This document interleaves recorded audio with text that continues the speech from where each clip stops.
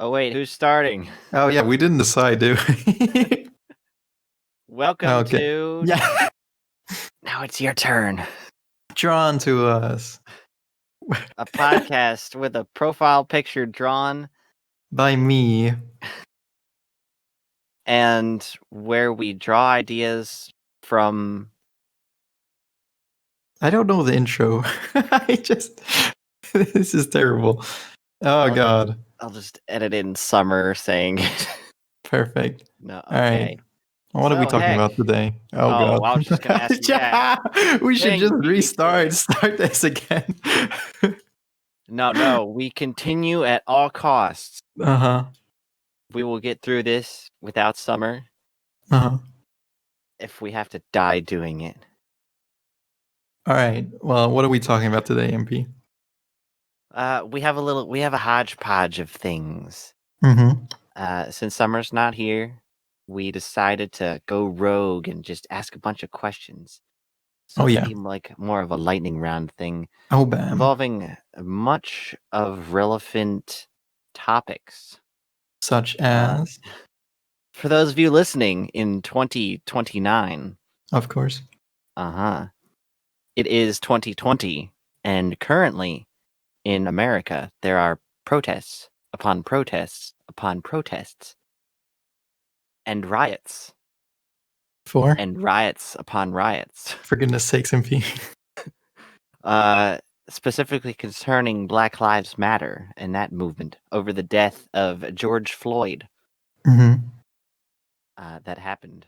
And we're also in the middle of the coronavirus outbreak. Oh yeah. See, nobody So, talks man. about that. Doesn't seem like a good combination. No, it's a terrible combination. But Yes. we just wanted to discuss some things Relating to the topic. Yeah, thought it'd be fun. And also things not relating to the topic, but Yeah, sure. that'll also So be fun. Meh. All right, Heck, you start. All right, MP. So, amongst this whole amongst all these protests and the whole Black Lives Matters movements, I was wondering, if you have ever experienced, racism yourself. Okay, I am a white male. Oh boy, here we go. So yes, every day. No. I don't know if that'll make people angry when they hear it. See, maybe one time that I can think of, because like I mentioned, I'm a white dude and Yeah. I've been homeschooled all my life, so the only places I've gone are church, where I'm very unlikely to experience any form of racism, and homeschooling, which I don't think they can be racist to me. Yeah. So it's not like I'm on the lookout for racism at all. Yeah. But Well, I mean, are you just not exposed to it? Like, how's the situation in church? Do you have like a lot of different races in church, or is it just predominantly white folk? church is like 75% white. It's a lot of families. My church is a very family oriented church. And then 25% everything else. Everything? Like who? Yeah, I mean, Asians, Filipinos, Uh-huh. a few Indians, some black people. I mean, are they treated any differently in church, or is it? I mean, how does religion treat like these people within the confines of their like home territory? I'd say. I mean, considering that our home is their home, and we are all that's the thing with, Christianity. Yeah, I mean, it's highly important that we are all one. It's discussed many times in the Bible, like you treat the Gentile as you would treat yourself. Gentile is just a word for anyone who's not a Jew. Mm-hmm. And technically, I mean, pretty much all the Christians are Gentiles. I mean, all the non-Christians are Gentiles because Mm-hmm. that's just the way it's gone. So it's like everybody is respected, Mm-hmm. and that's kind of crucial to the whole Christianity thing. Mm-hmm. I don't know any rationality for Christians assuming otherwise, but I've read the Bible, and there's nothing about that. There's stuff about nationalism, which is a whole Mm-hmm. different topic, but so no, they're not treating it differently, but there's this one black lady, and she is the only one who goes full on dancing during the service. Mm-hmm. It's pretty fun. I'll That's join her one fun. day. Yeah, But I yeah, mean, if everybody she's on the enjoys. aisles. She's waving her scarf around. Yeah. She's like, "Woo, yeah, sing it," and that's pretty nice. Huh. I mean, I'm glad, I mean, you don't see that very often. I think that people aren't really exposed to racism that much. I mean, I'm half white, right? Half white, half Asian, and even I have had like my heaps of racism been shoved onto me. I mean, I've got an Asian name, and even in places like school, it's like there's just thick racism everywhere. And the fact that you were like homeschooled and that you've got such a supportive church environment, I mean, it's rare, I'd say. You know? Mm-hmm. I mean, I think I've experienced racism once, except I Really? don't know if it was racism. Like in many cases of racism, especially in the news today, I don't know if it was racism, but Mm-hmm. it was something like that. So, uh, 2018, I applied to the Carpenters Union to, become a carpenter. Mm-hmm. And the area in which the Carpenters Union is based is predominantly black. So, a lot of the other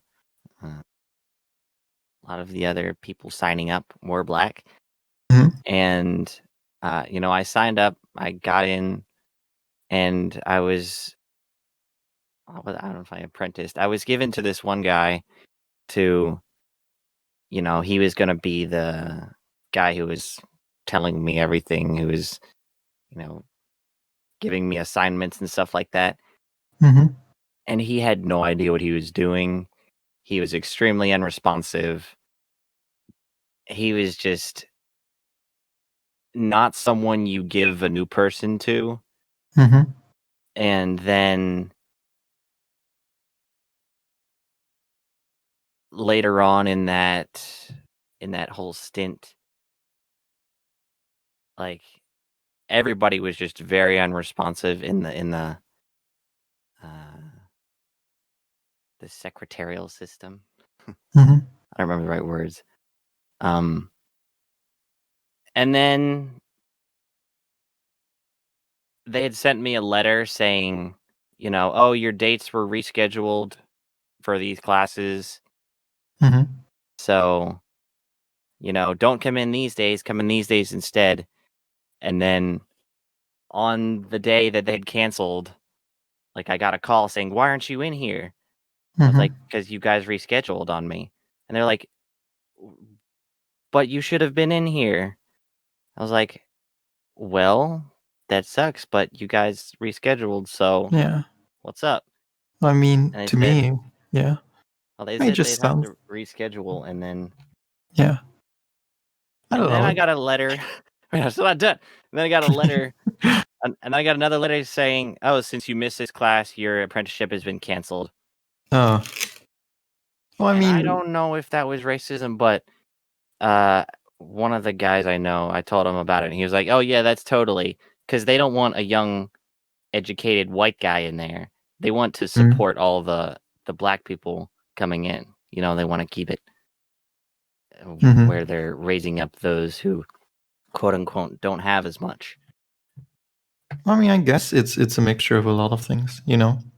It's definitely unprofessional to kind of do that to somebody who's new and willing to learn, but I can kind of see, where they would be coming from. You know, I Mm. mean, like as a white guy, probably have more opportunities. I mean, hell, your dad has his own company, right? So you'd be fine if you didn't get the apprenticeship, right? And compare that to like a young black kid who doesn't have the same opportunities and he's kind of, hoping for this position.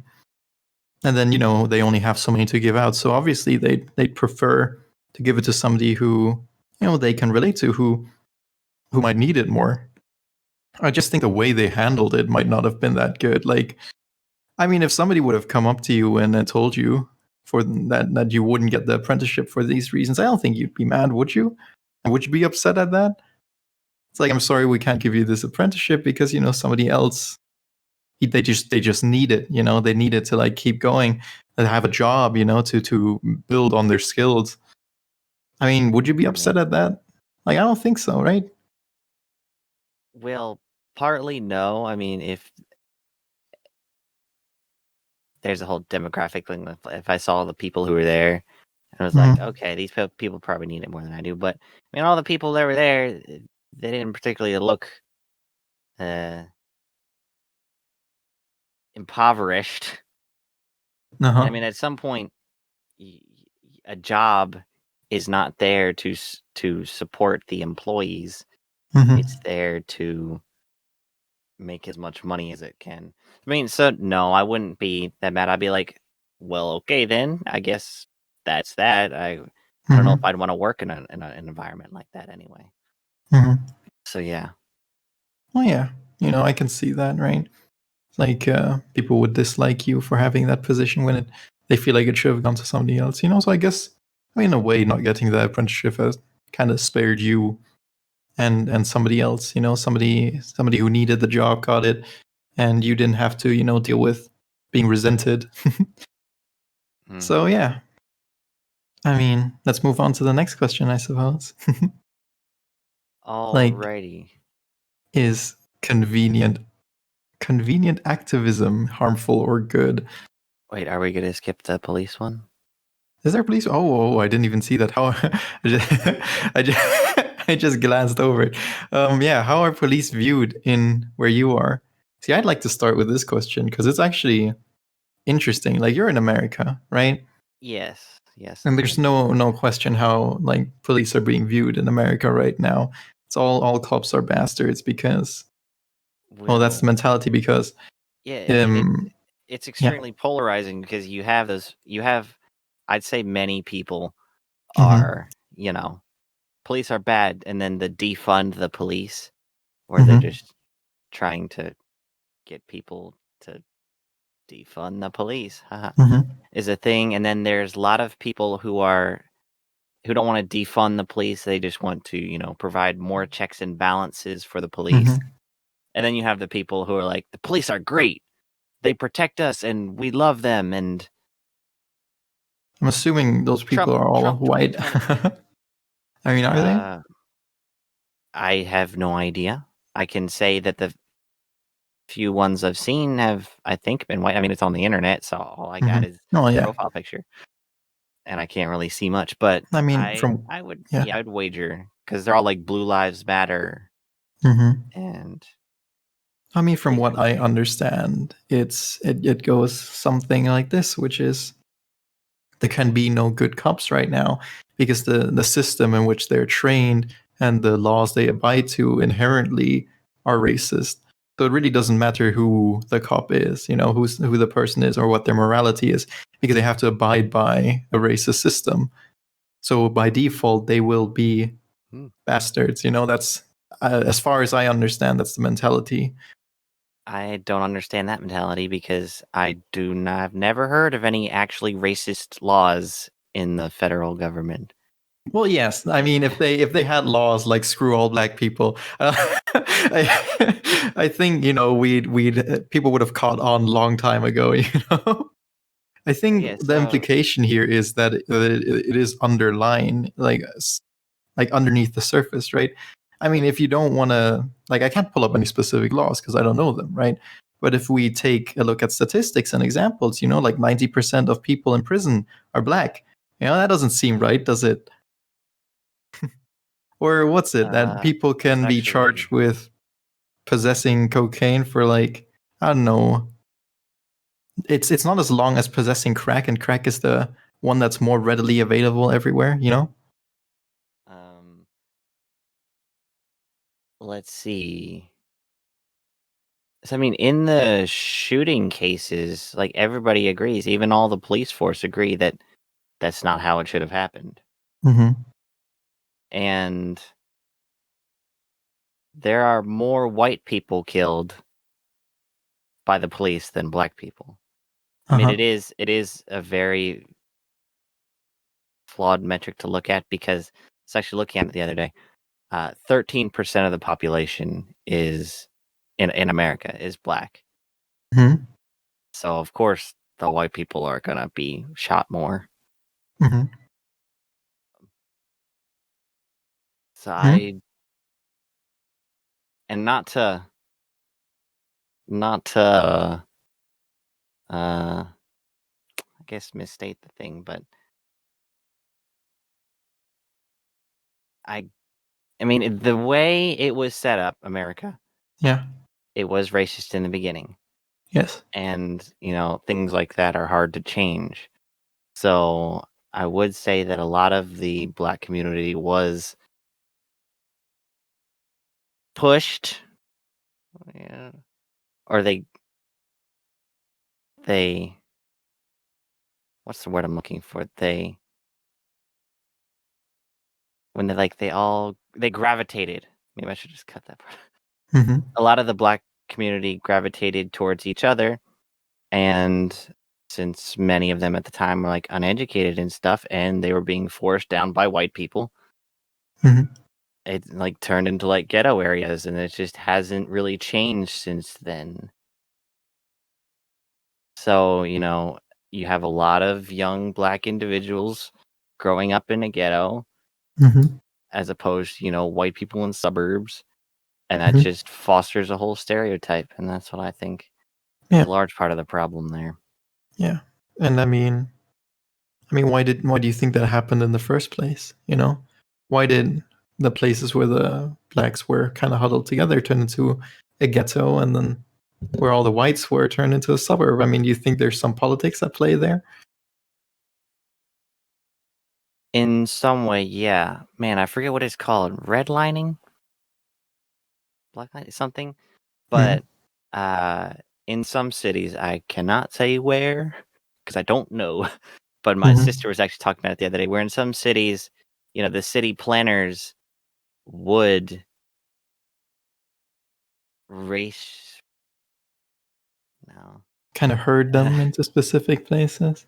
yeah, they would build the city in such a way where, like with some bridges, because white people had all the cars and Mm-hmm. the poorer people, usually black people, had to Mm-hmm. take buses everywhere. Mm-hmm. So in the more desirable parts of the city, they'd build the bridges low so that buses couldn't get under them, and therefore the black people couldn't get transport Yeah. into So those I areas. mean, isn't that a perfect example of systematic racism? You know, Yes, I mean, it's it's very. built into the system. You know, so Mhm. by that logic, somebody who works under the system can't not be racist. You know what I mean?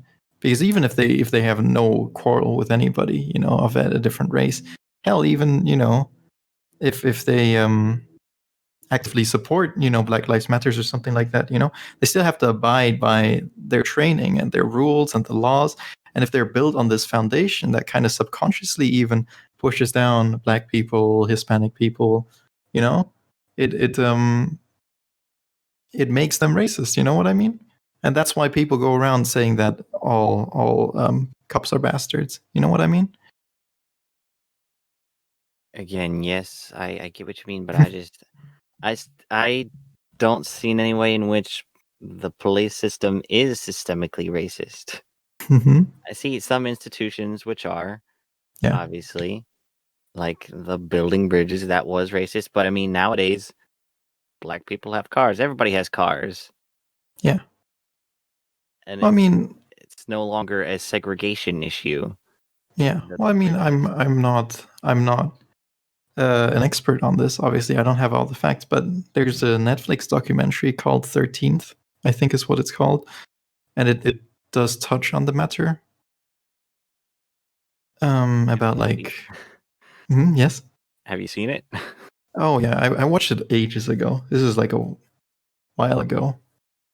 I think I watched it in school, and if I didn't watch 13th, I think I watched something else. But it was about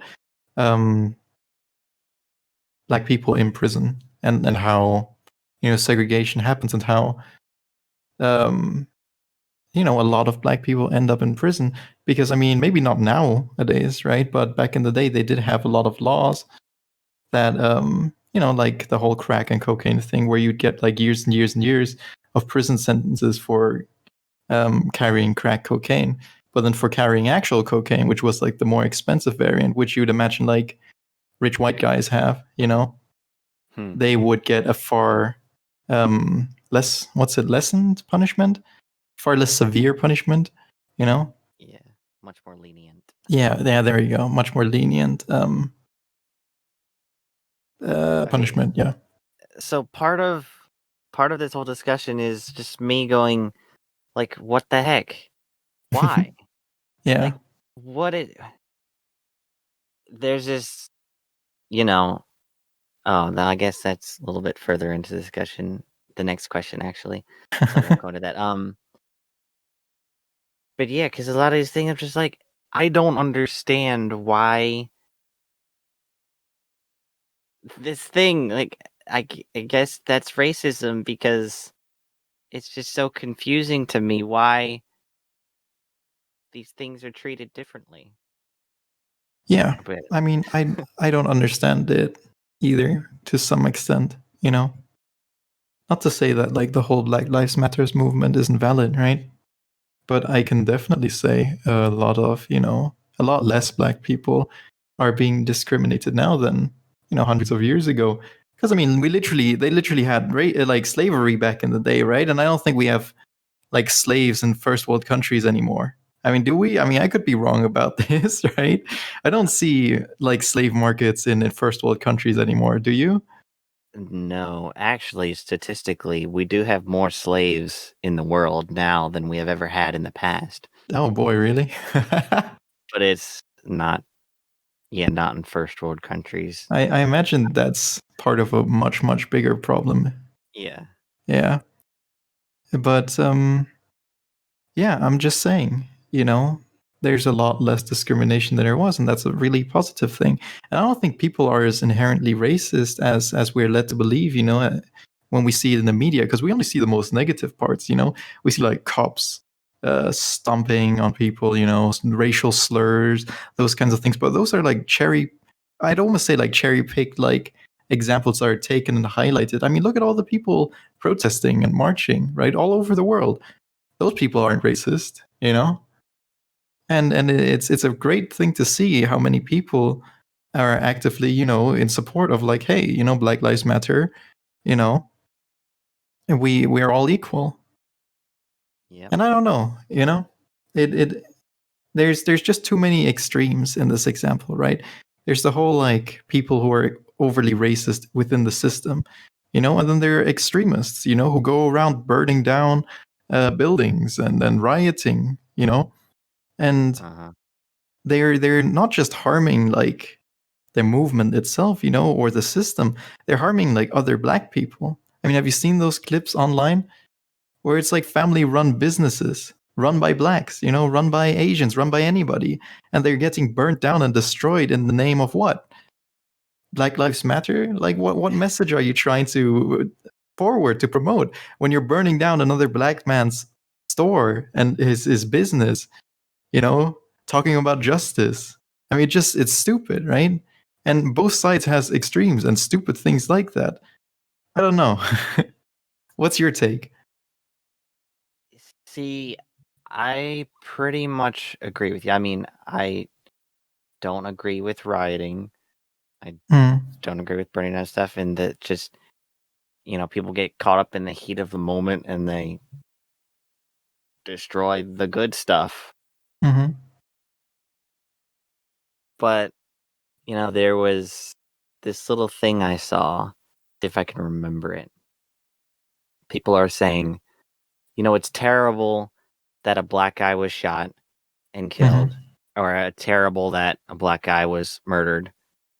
But these riots really are bad, and we should probably stop them. Or maybe you guys should stop them. As opposed to saying, this rioting is pretty bad, but that murder should be stopped. It was just like a slight, just turn the thought around, and you have something very much different. And yeah, the riots are bad, but the murders are bad also. Yeah. And like you mentioned, not cherry picking. It's the news. If it wasn't newsworthy, then it wouldn't be on the news. Yeah. People are paying attention to the news as opposed to everything else, because, that's what the news is. And taking those cases and running with it. And see, we're not black people. So yeah. I don't know how much we can say about it.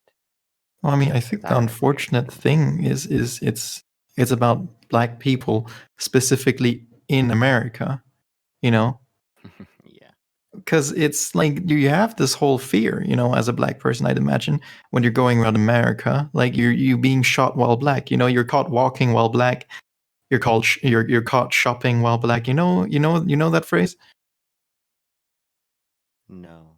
Caught shopping while black, caught running while black. What's this? What's that young boy's name? His name was it Adam something? He was a young black man, and he was jogging through his neighborhood. I think he was training for a marathon or something, and he walked into this like house under construction, and there's like security camera footage or something of it, and he was just checking it out. Who can blame him? I mean, if I were a young kid, I'd probably go check out a building under construction, right? But he was black, and that was the issue. So he continued jogging down the street, and what the neighbors assumed, or what like the spectators, I suppose, assumed, is that he was robbing the place, casing the joint, whatever, right? So two vigilantes jumped into their truck, cut him off, and then they shot him, because he was caught jogging while black. You know what I mean? And there's that fear in America because everybody has a gun, Everybody has a goddamn gun. So you're just jogging down the street, and you're, clearly in a country that isn't completely devoid of racism, And you do have those old kooky people with guns, just waiting for you to do something suspicious. And then there's it must be terrifying to live like that. I would say that's the overblown side of the argument. You think so? Yeah. But on the same hand, yes, it does happen. It does not happen every day. Yeah. Which is why the instances in which it happens are newsworthy. Yes. But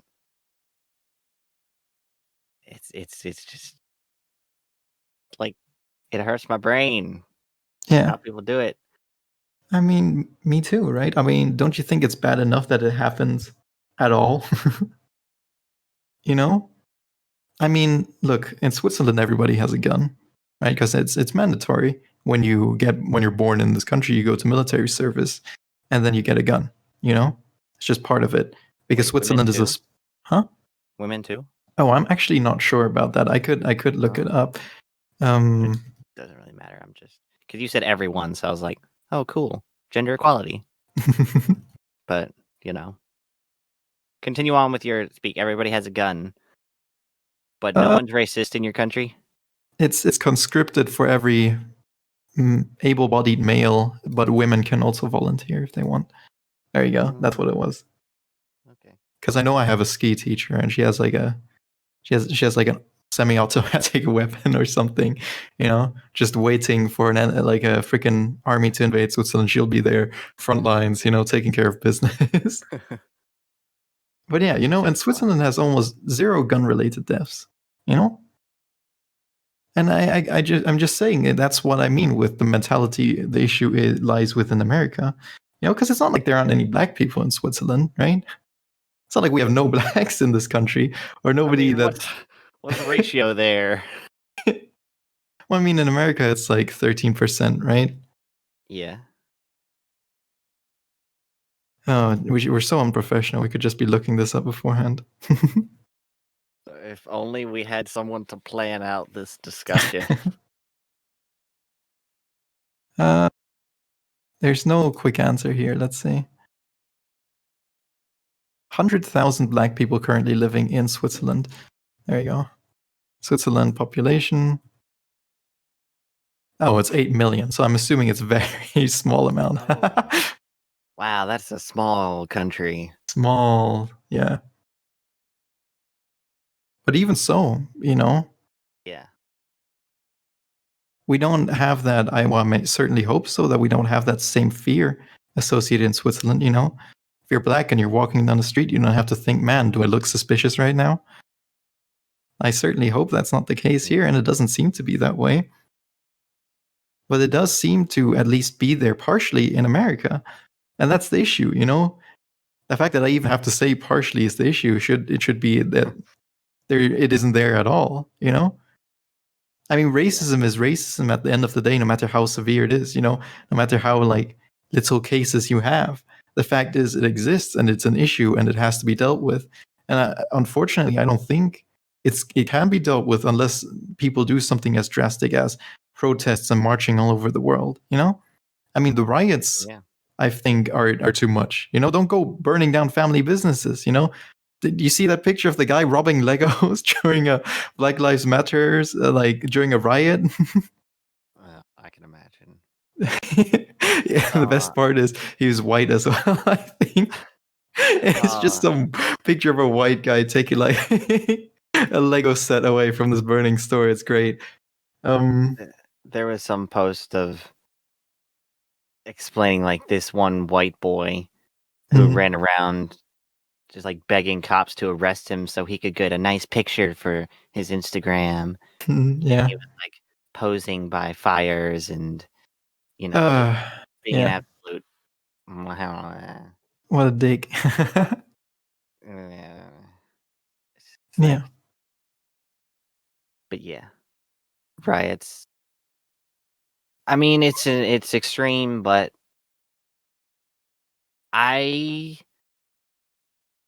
let's talk about the riots really quick. Sure. I don't believe the riots are moral. You shouldn't destroy things that aren't yours. Yeah.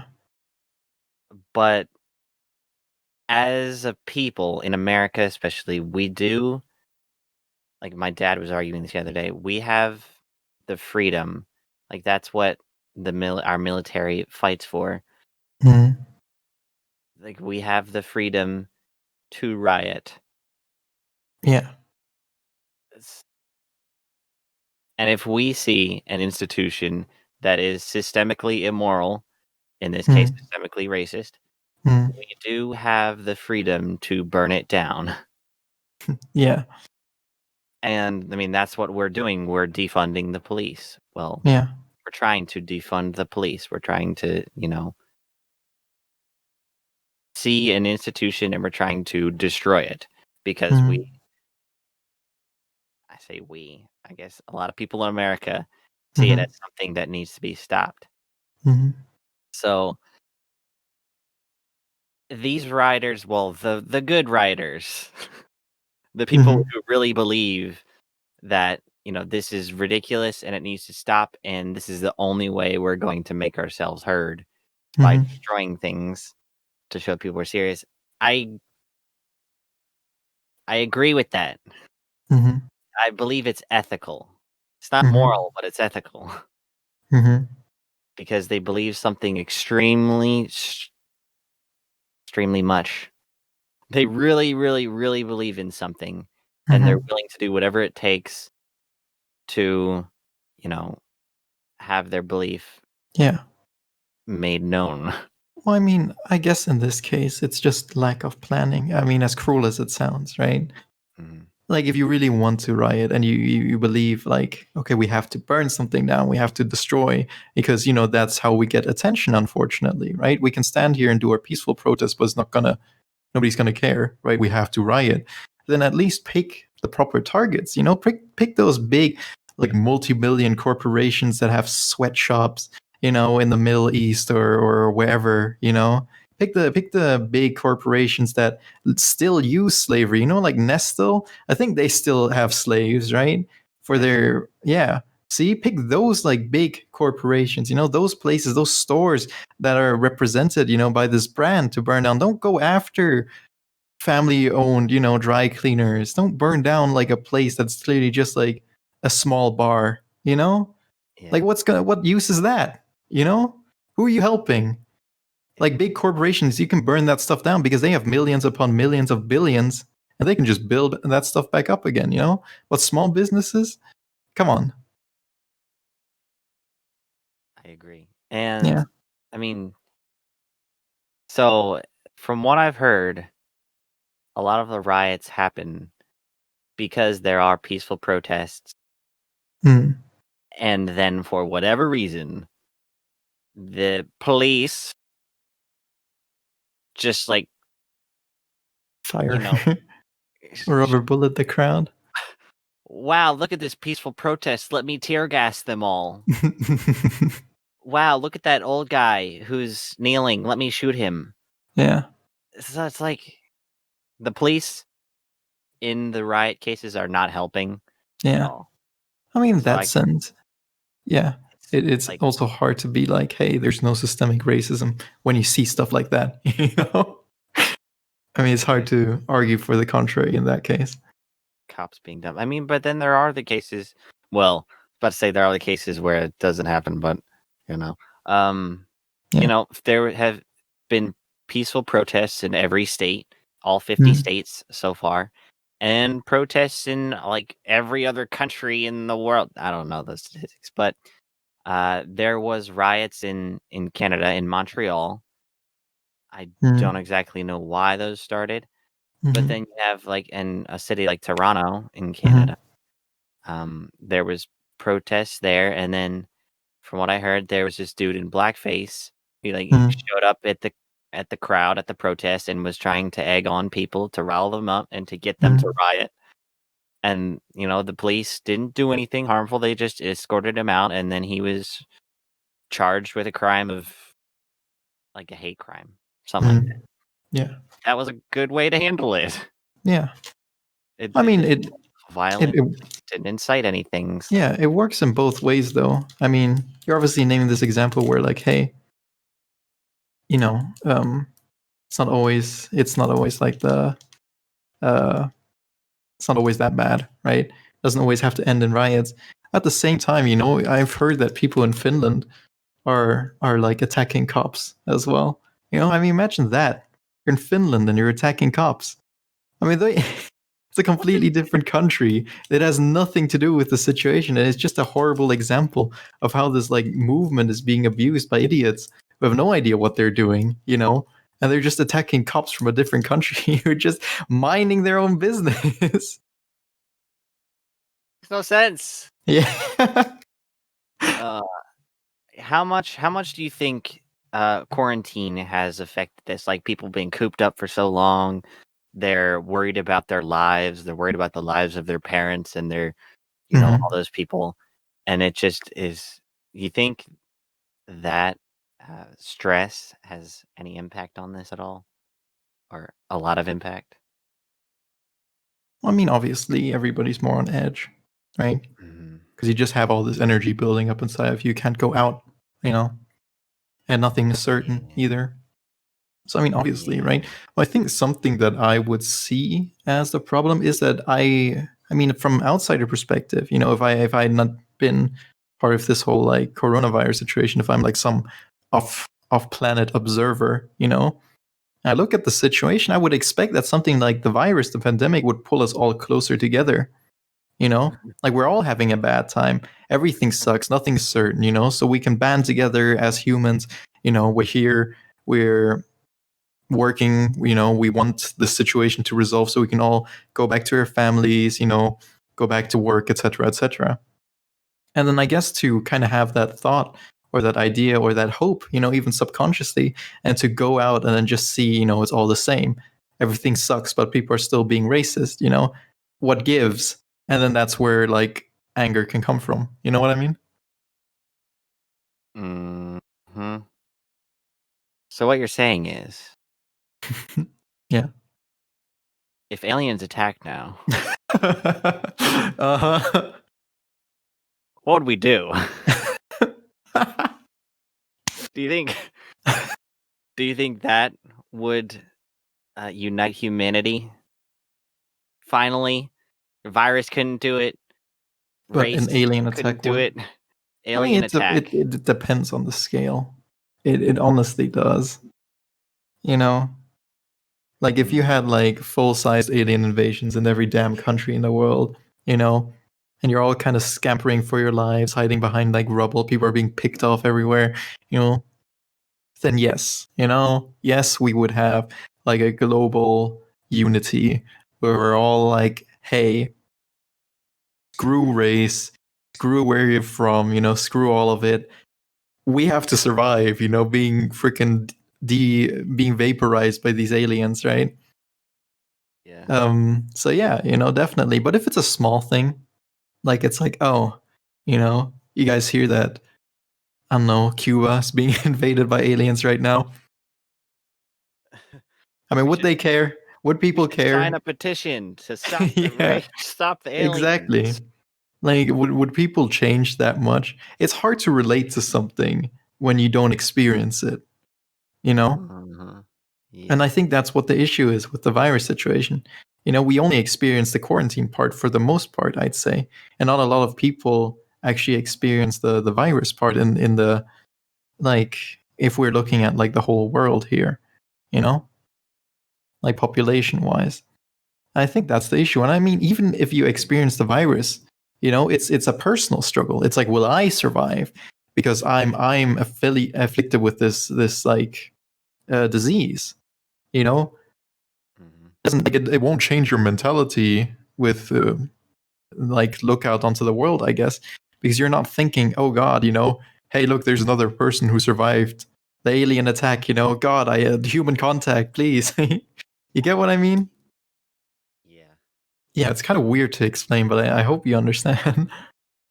Yeah, I get you. What do you think? Do you think aliens would help everything? I pretty much agree with you. I mean, if it's large scale, we're gonna unite. But if they're attacking Cuba, I'll be like, well, they're just attacking Cuba. I mean, if they're actually attacking Cuba, I'd probably buy a plane ticket, go see them. You would? Like, You'd be like, man, I wonder what these aliens look like. get some binoculars. Oh man, they really are killing those Cubans. Wow. Oh, this is so cool.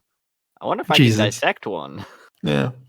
I mean, that's one way for racism to end, I guess. But what if you could wish for racism to end? Like you find like a genie, like one of those little oil lamps, you rub it and genie comes out. And he's like, you get one wish, and your wish is that racism is going to end. He's giving you no slack here. He's just like, this is what we're gonna do now.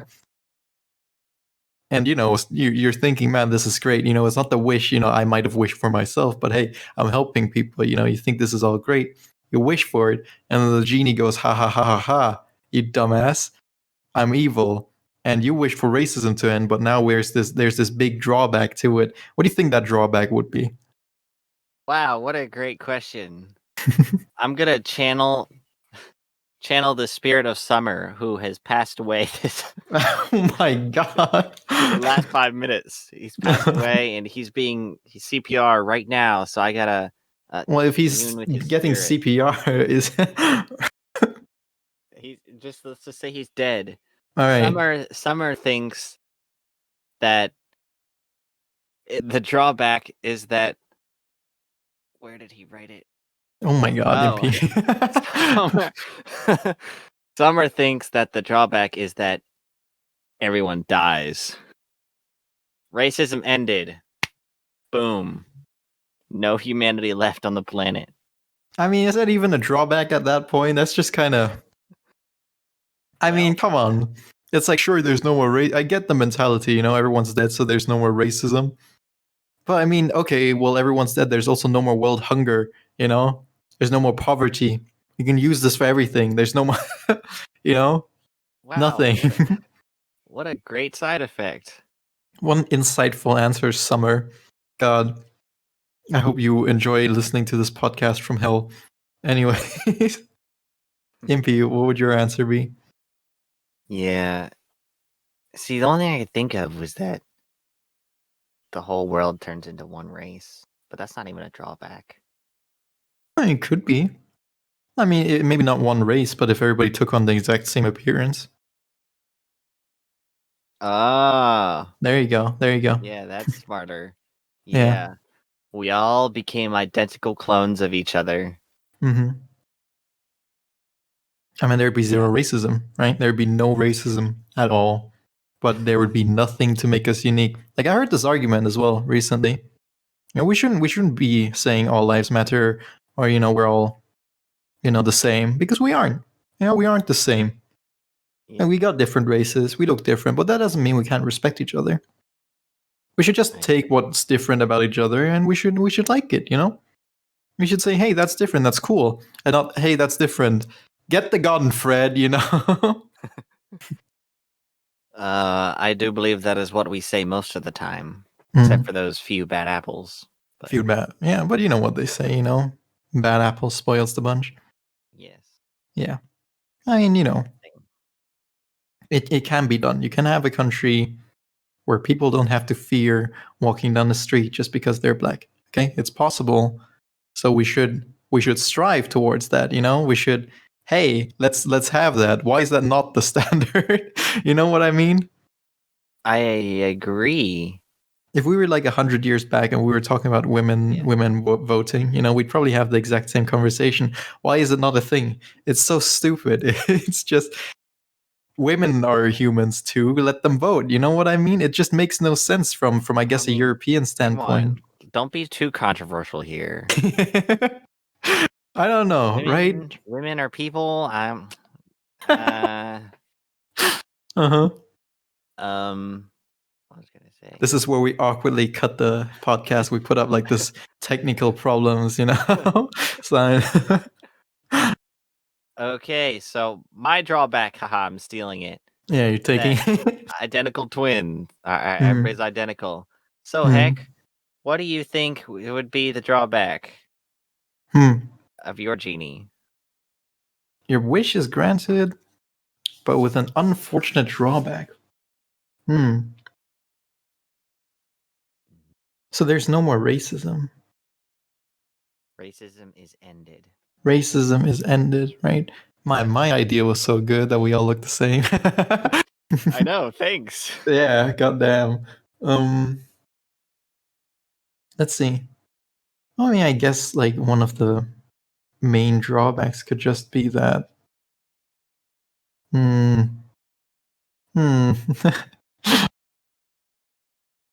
Hard, isn't it?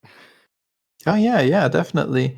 Because you can't imagine a lot of drawbacks to not having racism, right? It's kind of hard to be like, well, I guess it doesn't have to be like a direct result of not, the two don't have to be intertwined like I made it, right?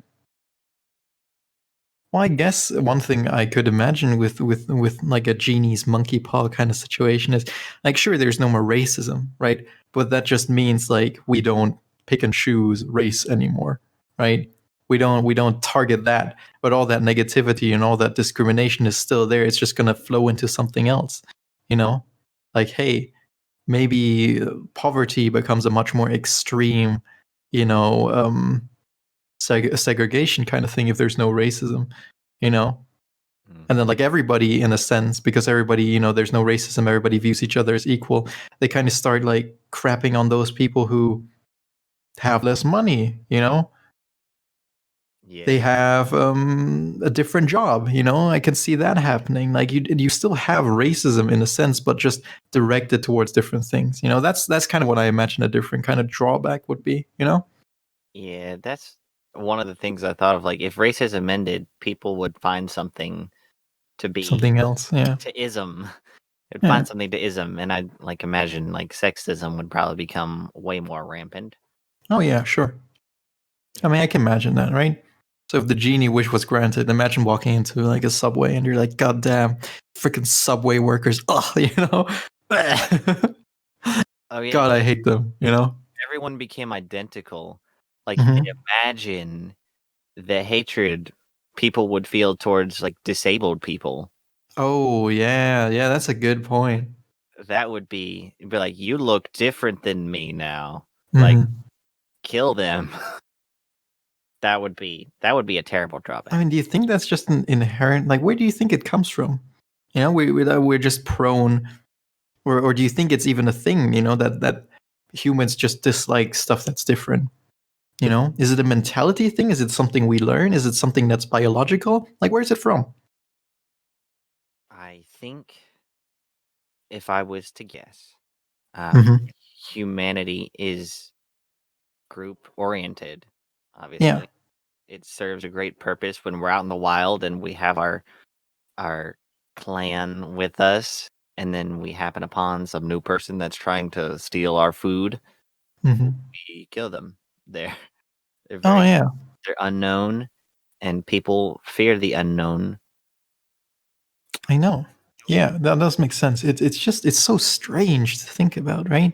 Because if it's biological, then it's like this subconscious reaction. Not to say that racism is biological. That's kind of stupid of an argument to make, right?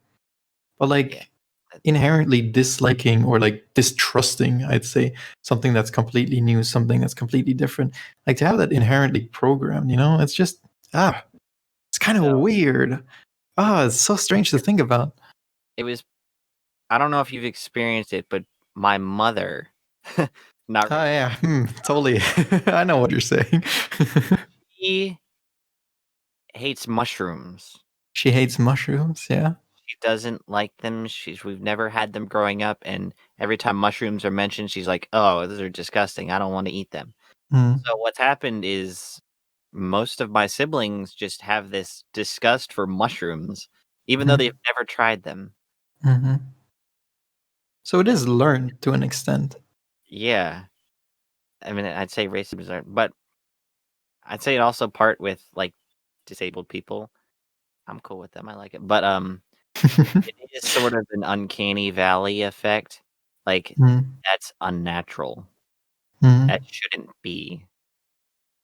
Not to say I personally think that, because I don't, but I can see how the brain would think that. It's Mm-hmm. like, that's not supposed to be. So let me Yeah. avoid. Yeah, man. I mean, it's real unfortunate that we have any sort of like system where we learn that kind of stuff growing up. Because it's not just schools or parents or something like that. It's like media influence as well. You know, Mhm. media, the people you hang around. You start picking up these habits and these thoughts and these ideas, and they mold who you are as a person. You know, And then like the fact Yeah. that in America, you have this kind of at least social circle, where people who aren't black are kind of, made racist, I mean it's so strange to think about that something like that has even, that it's still prevalent nowadays. You It's know what I weird. mean? Yeah. Humanity is weird, man. Well, I Weird. mean, I don't know. Let's see. What other questions do we have here? Let's just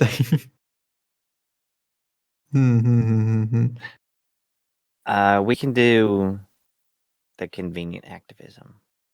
I mean, we, So, I mean, we kind of covered that, right?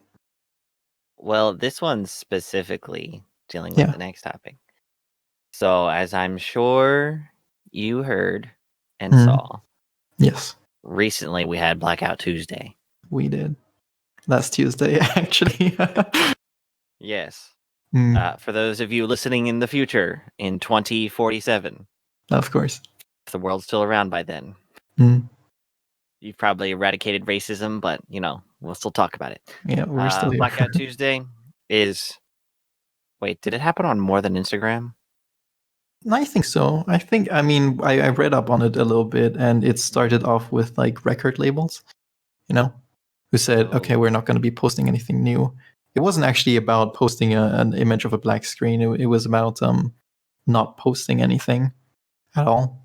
Just like no new content from you. Mm-hmm. Yeah. Yeah. And actually, I've seen that. I mean, do you want to keep going? Because I'm just gonna keep talking if you want to cut in right now. I'll just say a little bit more about what it is. Yeah. Blackout Tuesday. People, for whatever the reason, well, why did they even do it? Okay, whatever. The main thing is, what they did is on Tuesday, they did not post anything except for a black image. Mhm. So the end result is what happened on my feed. It was just everything scrolling down was black. There was just a black image. Mhm. And scrolling down, just a black image. And that was the end result of Blackout Tuesday. Mhm. Why did they do it?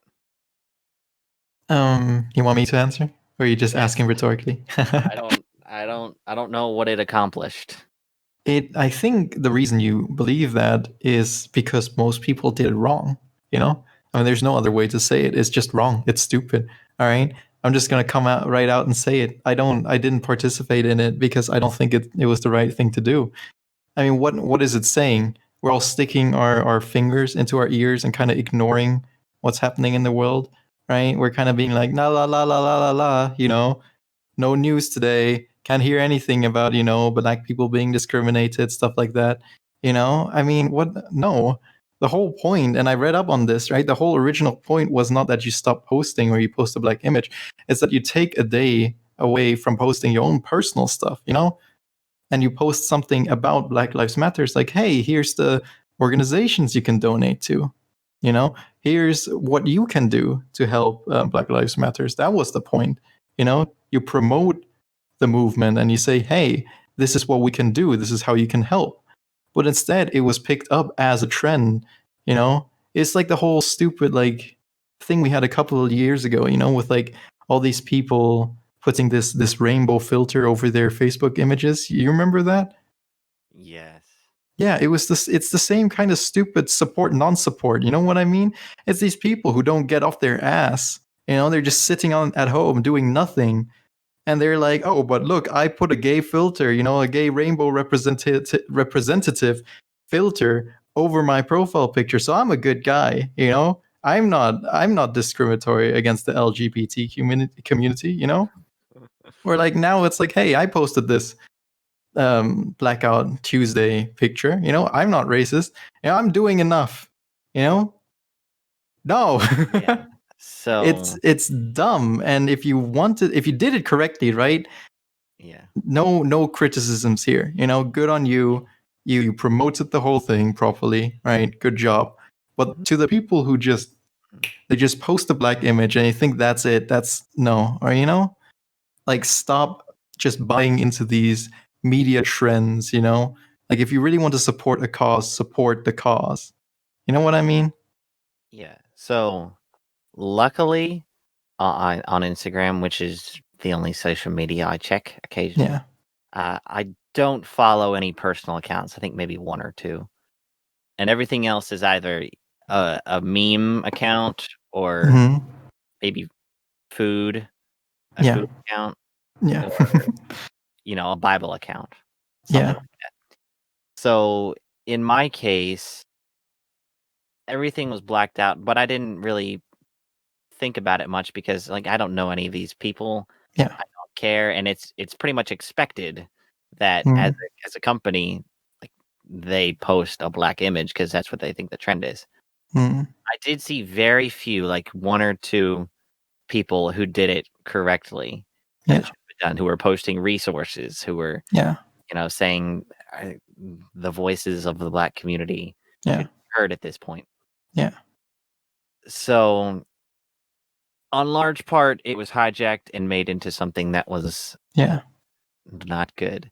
Yeah. So this is something I think is called Well, I think we'll call it convenient activism. Yeah. Social media that allows people to, put a filter on something to say Hey, they're I'm supportive. Yeah. it allows people to post images. And I've heard from some people that, they're no, I haven't heard from people, but I've heard and seen that people are just deleting the black image right after Yeah. Tuesday because it doesn't look good in their feed. Yeah. And it's like, that's nonsense. And It is. so we have we have activism, Mm. which if it had been carried out as it was intended to, resources and all that stuff, it would have been good. But Mm-hmm. it was seemingly hijacked by a bunch of people Yeah. Yeah. and made it into something that was harmful, or was it still good, do you think? Well, I mean, before I continue, right, I just want to clarify I didn't participate because I thought it was just convenient activism, right? If I had known beforehand, before doing my research that hey, this is actually something that's meant to promote support, I would have joined. But I didn't know that, so here we are, you know? But I still think it did more good than it did harm. Right? People are stupid, you know? People don't know how to properly support something. People, abuse this convenient activism to make themselves feel good. But it still helps at least a little bit, right? It draws attention to the thing. I mean, you said it yourself. You went through your Instagram and it was just black posts everywhere, right? Like black screens. Well, I mean, even if you like it draws attention, right? It makes you more aware of the thing. And even if it's hijacked by idiots, it still does something. Yeah, it does draw attention to a thing. But Mm. then you have all the people who are like you, but who don't research. Who are just like, Yeah. this is dumb. This is Yeah. nothing. I don't like Yeah. this. Yeah. I'm gonna unfollow all these people now. Well, I mean, I mean, what I did was just wrong. I mean, I can fully take the blame for that. I made the mistake by not doing my research, and just kind of dismissing it as the social media trend, which it was in part. I mean, But still, I could have done more, right? And I mean, it's difficult to call judgment on the whole situation, right? Because the people who dismiss it are also, not going to go out on the street and protest. So how much of a change does it make if these people dismiss it? Like it doesn't mean that they're racist, right? It doesn't mean that they do not support the cause. They just don't want their social media feed to be flooded with this thing, right? But they can still be in active support of, hey, let's not, have racism.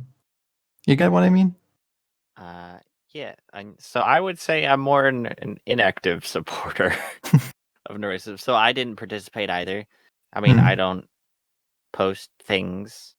I have like 10 followers, and they're all family members and friends. Oh, So, now I can easily stalk you. yeah, very easily. So I mean, there would be nothing gained and nothing lost by me not doing it, and I don't care. Because as I saw it was just a trend. And yeah, I didn't do research because I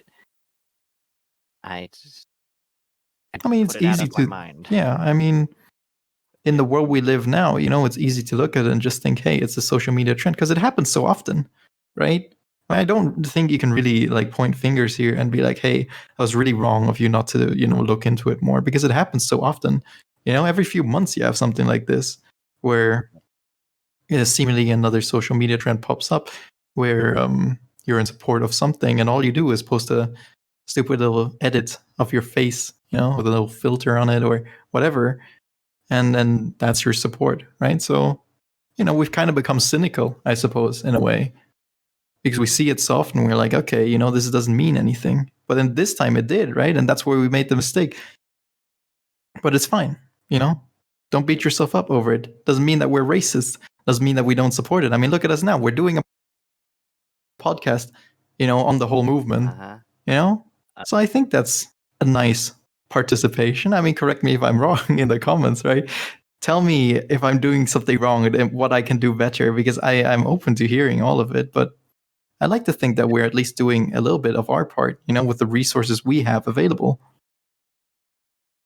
Uh, I could make a few segues off that, but I won't. What was I gonna say?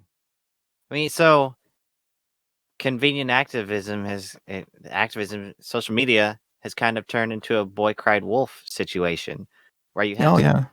of these just worthless little post a thing and then delete it Hmm. scenarios that when you do get to the important things, the things that require action, it's very easy to just shrug it off and say, it's another one of those things. I mean, that could make a case for the entire system as a whole being a little bit more harmful. As Yeah. what? I think so. I mean, Impy, you still there? yeah, I was thinking, but thinking very slowly. What do you think? Hmm. As a whole, would it be harmful? What, convenient activism? Yeah, because I guess we have to do it by case basis. And if we do it on a case by case basis, then we can see that it does, in fact, cause more harm than good, because we do have the boy cried wolf situations Hmm. in which people can disregard things because it happens so often. Yeah, I think in the Yeah, it will cause them to disregard a case because of previous cases. yeah. But on a case by case, in any particular single case, we can say it does more good than harm. But overall, I think we can say that it does more harm than good. Yeah. If you get what I'm I saying. mean, I'm not, aware of every company, right now. I mean, it's Pride Month, right now. Boy, So we're just having a whole slew of things. yeah, I'm not Wow. aware of what every company is doing in support of the Pride Month, right? But I know a lot of them are just changing their image, right? Because I mean, freaking purely from a like economic standpoint, it's only beneficial if you buy into this Pride Month, movement, because it does get you more attention, and then people point at that company and they're like, "Oh my God, look at them! They're so supportive!" Blah blah blah, and then that gets them more attention. But in that case, it is harmful because how much is that company actually doing? You know, are they actually supporting Pride Month? Are they actually supporting something like the Black Lives Matter movement? Or are they just abusing these social media trends to further themselves, to be like, hey, look at how good we are. Now buy our product? Meanwhile, off in the Congo, they've got like 100,000 slaves, working on their farms. You know what I mean? Yeah, Like, I how think much support is there actually? the only example Mm. I've heard of I mean, it's popular enough for me to have heard of it, considering I don't listen to news. Yeah, Is that the Ben and Jerry's? Have you heard about them? I think I heard something of the sort, but Ben please. and Jerry's, as a company, they made a huge long post. They did resources, Mm. and from what I heard, the the two creators of Ben and Jerry's, they actually got arrested at protests for being on the Mm. protesting side. Mm. I See, mean, something like that is great. That's like a company actually in support, you know, yeah, of the whole cause. But then, on the flip side, you obviously have those who just, well, bam, filter on, attention up. There we go. Done and dusted. It's yeah. A lot of TV networks. So, well, mm, I don't know a lot. I've heard of one, and I've heard that more did it. mm, I don't know if you heard of Cartoon Network. um, yeah. uh, so what they've done and what the other networks have done have just paused their broadcast for 8 minutes and 36 seconds. Mm, I think it was that amount of time, which is how mm, long George Floyd was held down until he mm, died. They just mm. paused their broadcast and showed a screen that said, "We support our Black community." I think Nickelodeon did something like that. Yeah, and then Yeah. it just went on with their day. It's Yeah. like, what did that What did that accomplish? What did that help with? Yeah. Who even saw that? Like 10 people who were watching at the time not attending protests. Yeah. That's exactly what the issue is. The issue is the convenient in the activism. You know, if it's convenient, is it really activism? You know, what are you doing if it's convenient? Like, sure, you know, some of the stuff is obviously convenient and activism. Like, I mean, donating. I don't think anybody's really straining any muscles when they're donating money, you know? I don't know. My thumb hurts a lot. You know? Button. But if you're just sitting here in the comfort of your own home, you know, and you're making one cute little post, you know, where you black out the screen or you put on a filter. I mean, I've said it a million times in this podcast already, but it's convenient and you're not doing much, right? Like, if it's all you can do, you know, sure. Like, I mean, you can still make posts where you actually inform the people. Like I said, Black Lives Matter, and then the Blackout Tuesday. You know, some people did it right, some people did it the way it was intended to do. You know, that's fine. No, you're doing all you can, perhaps. You know, so yeah, good on you. But then, as a convenient trend activism thing, you know, that's where it is. That's where the harm is. I agree. So I love this podcast. It's me yapping on for like 5 minutes and you agree. And then we move on to the next thing. So I guess I'll ask the next one. Yeah. Yeah, I should ask that one. What's more important? Doing the right thing or doing things right? Doing the right thing or doing things right? I mean, I'm assuming. I mean, it seems like such a weird question. I mean, obviously, isn't the answer obviously doing things right? You know? Because I mean, that would be my initial stance, but it seems kind of like a trick question to me. I mean, if you're doing things right, it has the implication of you're doing things justice, like what we mentioned earlier. You know, with riots, like if that's the only way to get the attention, then you're doing things right. You know, to by burning down these places and to get attention and to force people to listen. You know, that's doing things right. But then that's not necessarily doing things the right way. Is that? Oh man, The question is kind of messing me up. I took it the exact opposite way. Oh, did you? So, doing things right in my head implies the existence of a prior command, a prior law that you abide by. Mm-hmm. So, a prior moral structure that you follow. Mm-hmm. So, in this case, doing things right would be protesting, would be not being racist, or Mm-hmm. in certain cases, if there are laws that are racist, then abiding by the law and doing the thing racist or doing the thing sexist. Mm-hmm. See, that's what I took as doing things right, because in order to have something right, you need something to tell you it's right.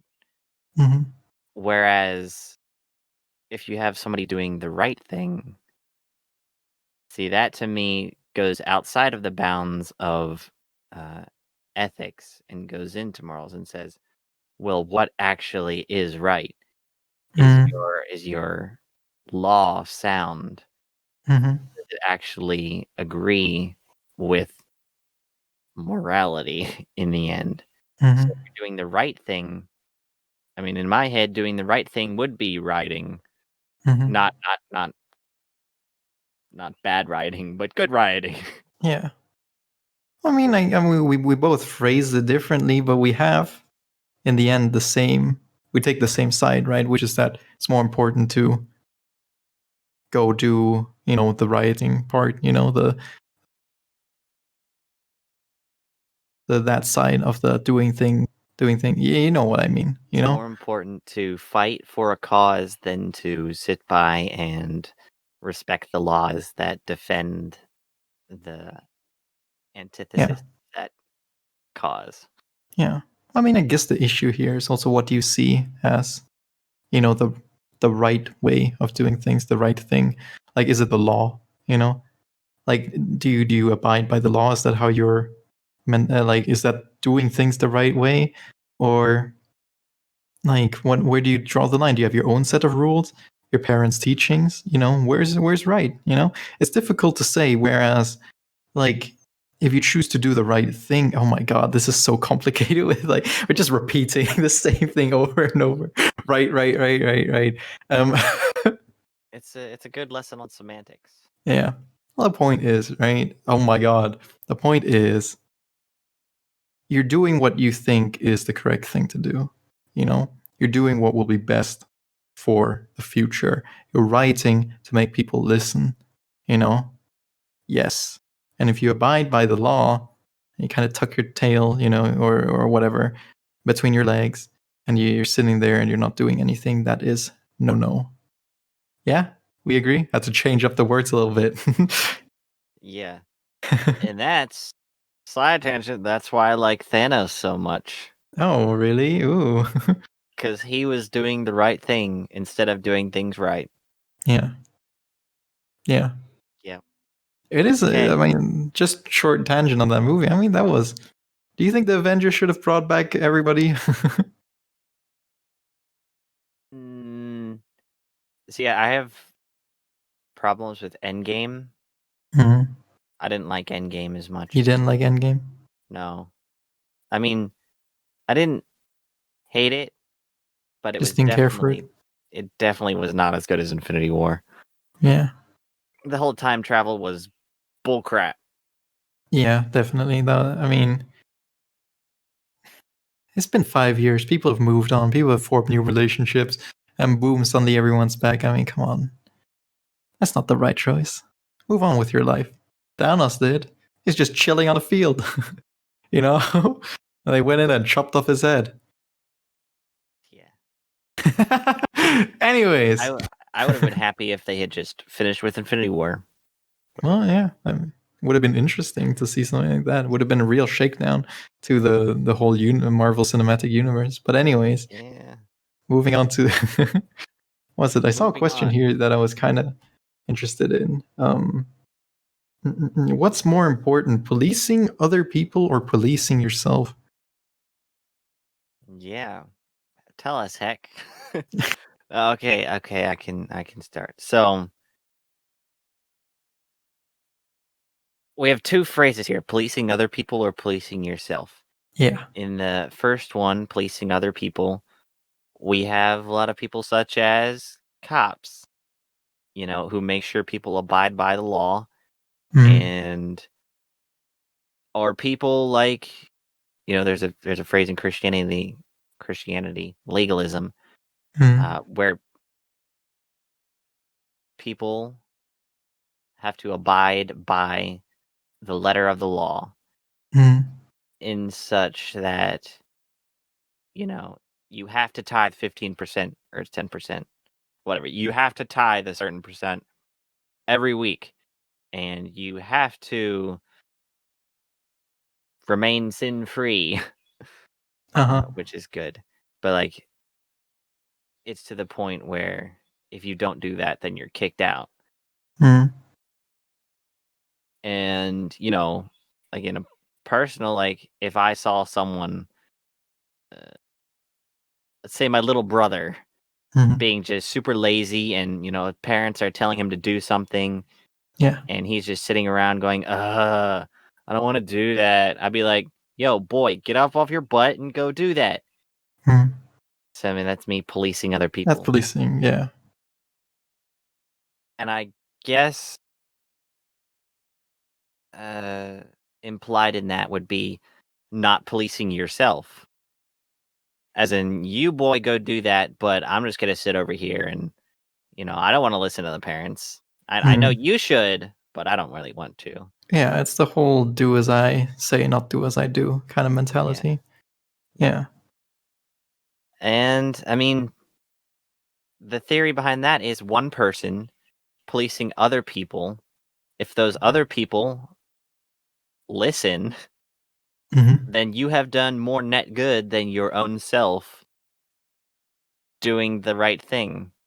as Yeah, but opposed it doesn't take a genius to point at you and be like, "Hey, but you're not doing that thing," you know? Yeah, any child could do that. Any child probably would. yeah, yeah. But you could just say, I don't want to. And then they say, I mean, what's stopping them from saying the same then? You know what I mean? Mm-hmm. I guess The the reason I picked this question is because, you know, Jordan Peterson, he speaks out on this topic a lot. And if Summer were here, he'd probably correct me. But what Jordan Peterson says is, you know, you always got to clean your own room first. So you got to take care of your own responsibilities. You got to fix yourself before you can even start fixing the world, you know? And I agree with that, you know, in the context of like politics, where it's like, how can you have people, you know, sitting there running the state, running the country, you know, when they themselves don't even fix themselves, you know? Like if they have some mental issue, if they're unstable, if they have personal troubles, you know, how can they give their full attention, their focus to, you know, working on something that affects millions and millions of people? It just doesn't seem right, you know? Fix yourself before you start trying to fix the world, you know? And the other context in which this is brought up is the environment a lot as well, you know? You can't go out and fix the environment before you fix yourself, you know?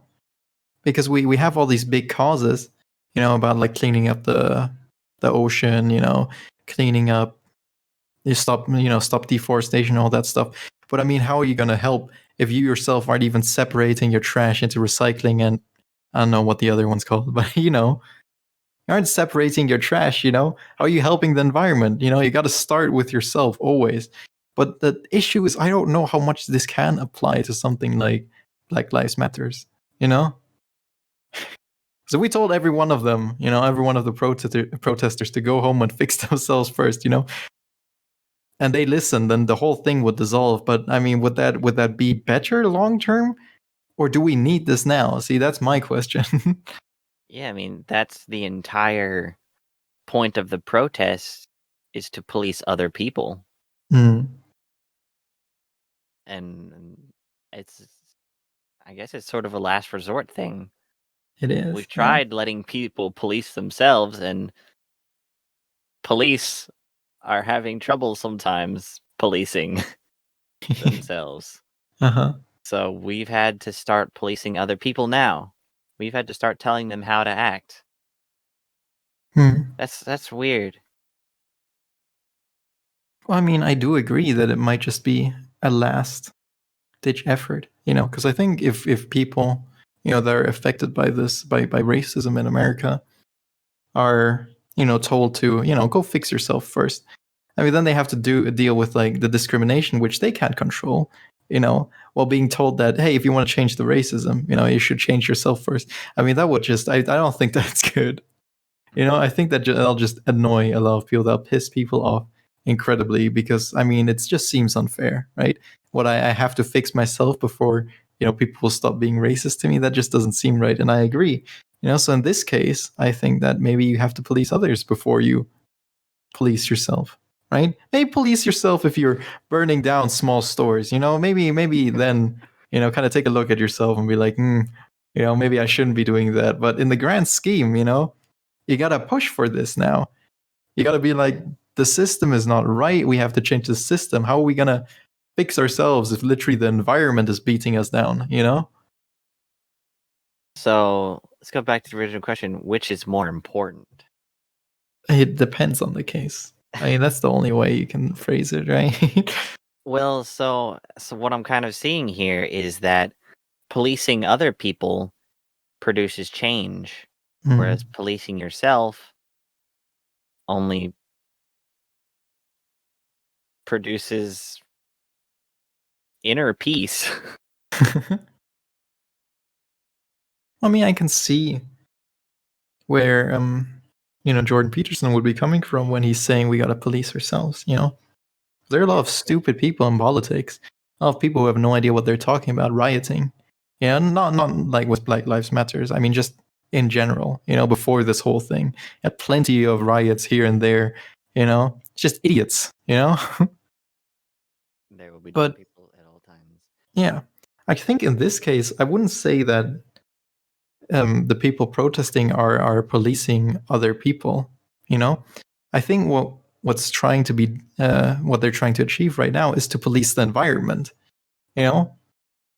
Because racism is part of their environment, it's part of the social circle, and they want to get rid of that, right?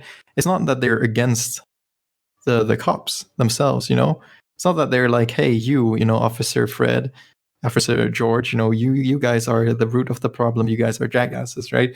No, it's about the system. The system is wrong, the environment is wrong. Let's police the system. Let's push for change in the system. So I think, policing yourself is more important, but even more important than that is to have a system, an environment where you can even police yourself, where you can have the time, the freedom, the energy to look inwards and be like, what can I change about myself so that I can change the world to be a better place? It's a hierarchy thing. So first the environment, then you, then other people, Man, so which is more important? I just said it. Gotta police policing the environment first. Yeah, that's the most important. Policing So the environment, having an environment where you can even look inwards and be safe while you work on yourself, Cool. I gotta be honest, I had no preference coming in. Yeah. I was probably slightly leaning towards policing yourself, but you make good points. Policing other people. I'm the best. On a sociological scale, we should have that done before we can even police ourselves. Oh man. Hierarchy of needs, Maslow's hierarchy of needs. Yeah, you got to have safety and food and water and friends and family before you can even start working on your own self. Yeah, because self-actualization is right on top of that pyramid, right? Yeah. Yeah. Yep. Yeah. I mean, work on yourself, but I still agree with what Jordan Peterson says. Work on yourself first, then go out and work on the world. And I don't mean that I don't mean to attack anybody with that, right? I'm not here to say like, hey, you aren't prepared to deal with the world right now or whatever. I'm talking to everybody, and especially I'm talking to people in like leading positions, no matter what it may be. If you're a teacher, politician, or whatever, those are the people who most have to, how do you say it? They have to prioritize looking at themselves. Because if they can't look inward and they can't say that, hey, I'm good with this, my life is good, how the hell can you tell anybody else, what to do with their lives? It's just wrong, Teachers, if you can't sort out your own personal life and you're coming into school and you're pissed off because you couldn't pay your rent, you couldn't pay your mortgage, or your wife left you, and you're trying to educate these kids and you're just letting all that negativity flow into your teachings, get out, You're not needed here. And whoa, yeah, well, it's some personal things here. Well, I mean, come on, I've had to deal with this kind of stuff way too much, and I'd rather the kids just sit in the room themselves and they open their books and they teach themselves than have some grumpy middle-aged guy fretting about his divorce up there, and even worse, I mean, this is like a classroom, you affect like what, 30 kids. Imagine like, okay, you're the president of the United States, and you're on a little, your name is in a little black book, of of known child pedophiles, recently released by, on Twitter. What's it? They hacked like they hacked something and they got Jeffrey Epstein's like little notebook, anonymous. And Donald Trump's name was in there on like this big list of like pedophiles. If you're on that list, I mean, I just like to put the statement out there. If you're on a list of known pedophiles, you shouldn't be president. You should not be president. Oh, You just, Lord Almighty. You shouldn't be president. I mean, come on. I mean, if you did it, years and years ago, and you went to jail and you paid penance and you deeply regret what happened, and you've gone to therapy and you fixed yourself, good, you did what Jordan Peterson meant, you did what you're supposed to do, which is police yourself. Boom, you're a better person now. But I mean, do you think Trump is one of those people who's done that? No, I don't. I think it's okay, Yeah. wait. So there are two questions we could go off this. Yeah, sure. Actually, see, could do so I want to just ask this one. I didn't write this one down. Sure. What do you think is the ideal form of government? The ideal form of government? Yeah. Oh boy. Okay, so Yeah, please. so me personally, a theocracy. What's that? As a Christian, I believe that as a theo, that's God. So a rule by God or a God, but in this case, I'm calling it God.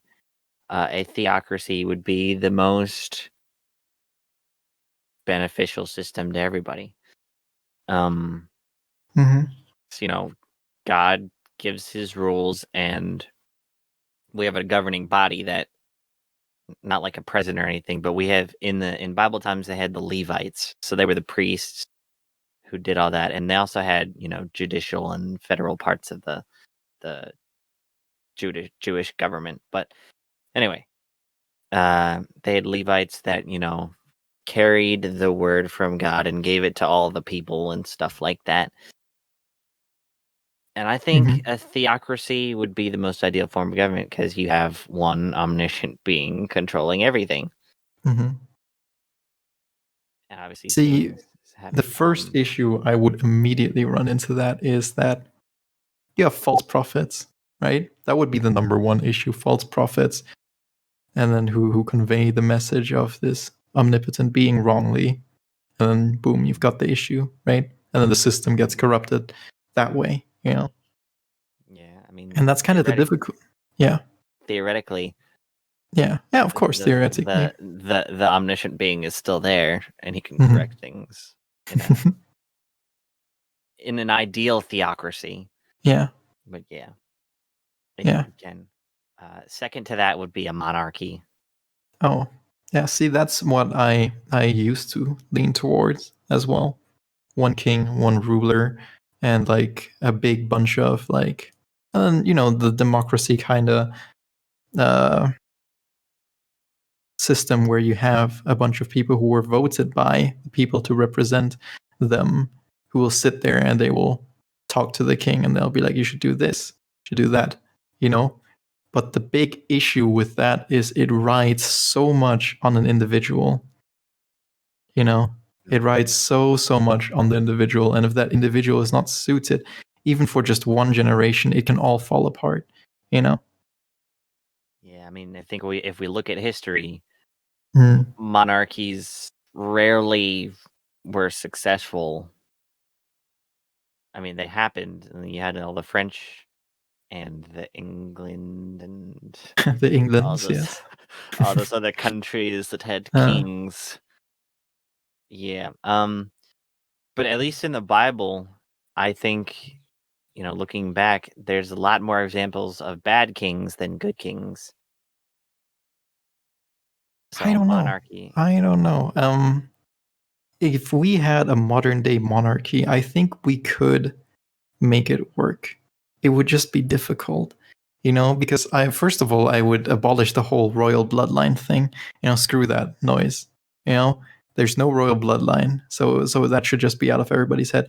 And we should take a child or something from young on, and we should have specific educators to make that child a leader. See, I don't get that mentality that anybody can be a leader nowadays. Anybody can be voted. In America, I know that there've been actors, who've just been promoted to like high political positions because they have that charisma, so they get a lot of votes, right? That's stupid. Why are you voting for these people? They're actors. Just because you like them doesn't mean that they're well suited for the position. Like let's say the vote is between like John Cena and Max Schnubenheim. Max Schnubenheim has like 40 years of experience in economics, and John Cena's John Cena. And people vote for John Cena because they know him. He's got that charisma, you know. Even though Mick Schnupenheimer over here would run the economy perfectly fine. You get what I mean? Yes. Yeah. So Uh, we should take a child, and we should have enough educators to from different places, obviously, like many educators from different places, like pull them out of their normal jobs, you know, pull them out of their like place in society, like this experienced teacher who's like taught in this school for 30 years, you know, pick them out, you know, like this black woman from Africa, you know, who has lived in her tribe or whatever for like years and years, who can give this amazing like cultural like view to the child, you know. Bring in this Thai kickboxing master, you know, to teach the child like how to you know, how to be physically fit, and most importantly, give that child space as well, you know, give him friends, give him places to hang out, and the freedom, you know. And then start, don't just use one child, use like a gaggle of children who all get the same education, like that, you know, this super education that was picked out specifically with like the best teachers in mind, the best environment. And then you have this group of literally groomed leaders, and you pick the best one, and they get to be king or queen, and they rule the country with their board of advisors, and they've been trained to be open-minded, they've been trained to know so much about the world, to be physically fit, to have all of that, right? And if they die, boom, you've got the rest of the children to pick from, right? That might invite some some assassination and competition, you know, in retrospect. But if they were survival of the educated, fittest. but if they were educated, right, you know, I'd like to hope that we could avoid that most of the time, you know, Um, because I mean, you can the obviously, educated are the yeah. ones who are going to hire the assassins. But You think so? You think that there would be that like everybody wants to be king mentality? I mean, I don't think we can specifically enforce a,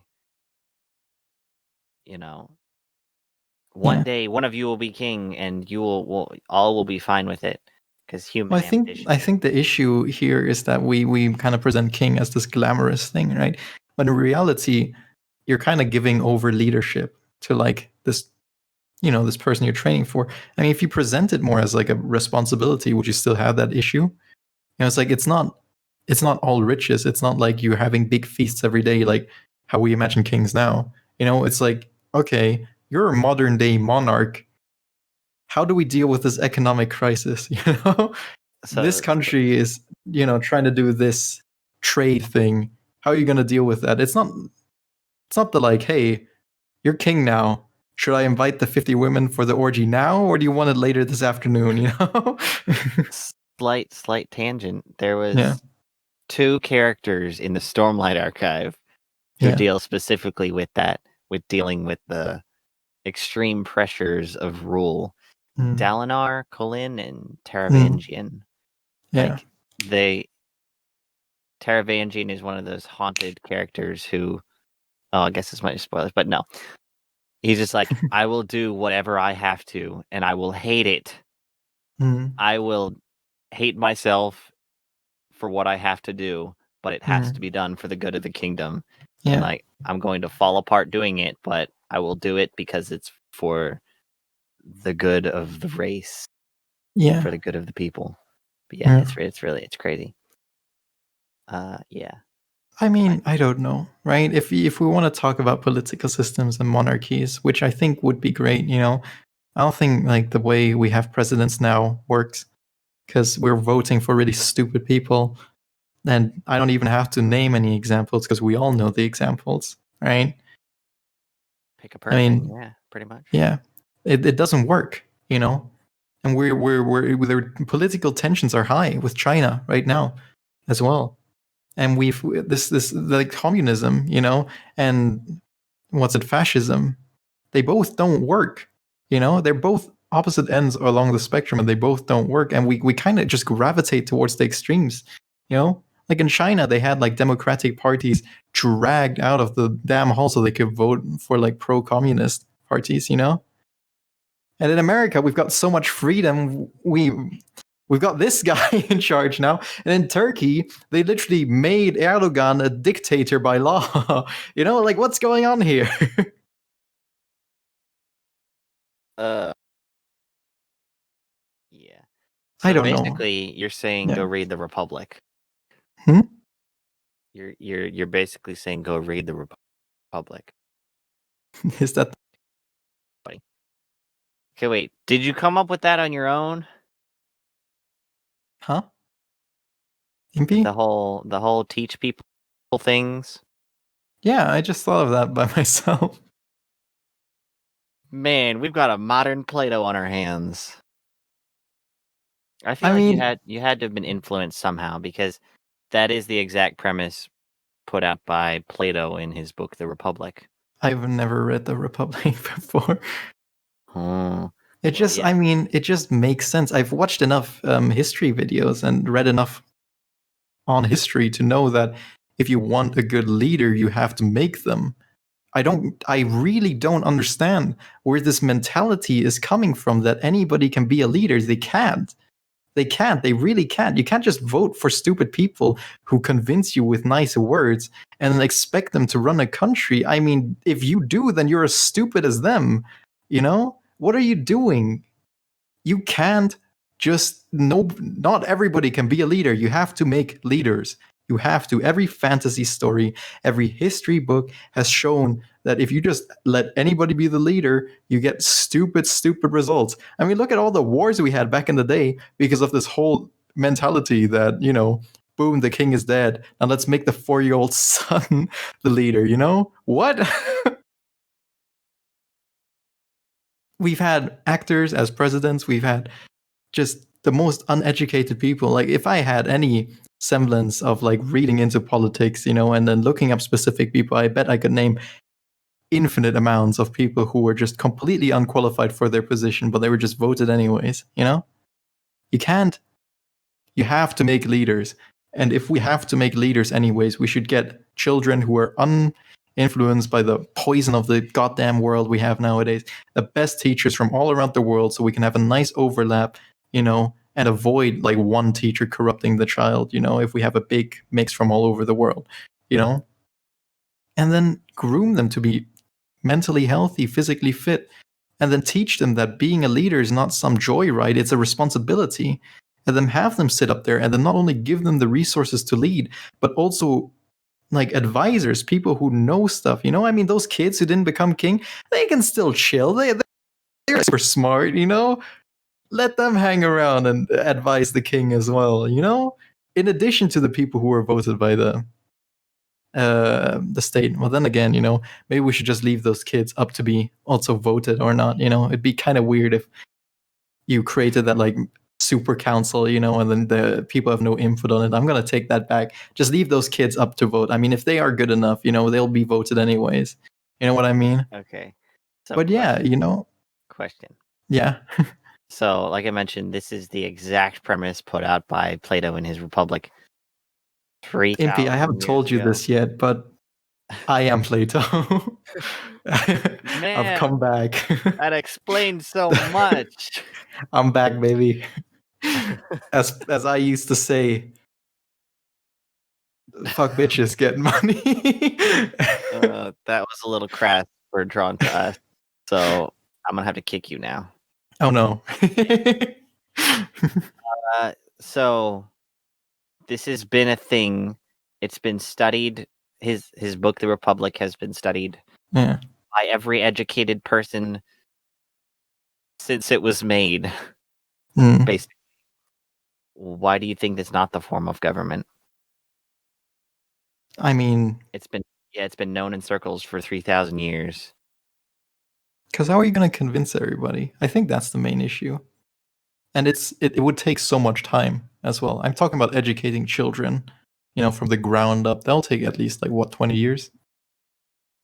20 years is a long time. I don't think we have that time, I'd probably want to do 30 years. Yeah, 20 to 30 years, But the thing is, we don't have that time, and we don't have the mentality that is accepting enough of this idea to ever put it forward, especially with political leaders who will feel threatened by this thing. Because obviously, we're talking about replacing the entire government system, hundreds of thousands of jobs with like this new system. And of course there's going to be opposition, even if the public accepts it. And how are you going to push past all of that? Because you're trying to push against the people who are currently in power, Yeah. I mean, So I don't just see yeah. it would be a big change, but it wouldn't be that, because we still need the government basically to carry out all these orders. Yeah. So it wouldn't be replacing that many jobs. It'd just be a whole new structure. But it would be replacing the Yeah. tip of that Yeah. structure, and the tip is the issue. Yeah. They're the people who will delegate and command and be like, this is a terrorism act, this is completely against morals, this is yada yada yada. And their arguments can be as stupid as you want them to be, as long as they convince the people. It doesn't matter what their argument is. If we did this, it would be insanely difficult, and I honestly don't see a way we could implement it, even if it is the answer. And it's just the most unfortunate thing ever, because I'm sure we could have done it back in Greek times. I'm sure we could have done it back then, because we still had. Oh my God! I just realized the issue is that we don't have a dictatorship. Because if you can convince the dictator that it's a good idea, you've convinced everybody. Wabam! It'll be implemented in the next generation. But nowadays, there's so much bureaucracy. It's impossible. You convince the president. Boom! Vice president is like. No. You know what I mean?